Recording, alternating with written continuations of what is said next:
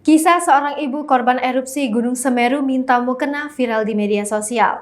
Ibu tersebut meminta mukena untuk digunakannya sholat karena sang anak meninggal dunia.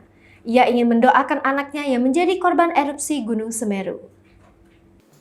Video ibu minta mukena diunggah di akun TikTok @icacabi.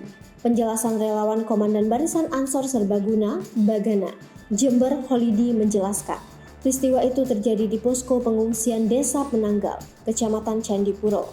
Saat itu, ibu tersebut meminta mukena pada sekelompok relawan, termasuk relawan Bagana. Ketika perempuan itu meminta mukena, relawan langsung melakukan asesmen dan mendata.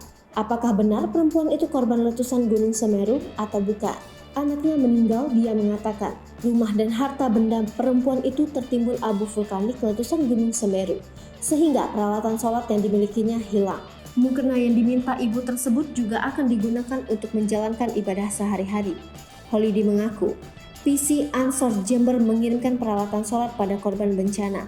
Mulai dari 100 buah mukena, 60 sarung, 60 baju koko dewasa, serta baju koko untuk anak-anak dan sarung. Selain itu kata dia, relawan Bagana sejak 5 hari yang lalu sudah ada di pengungsian Gunung Semeru.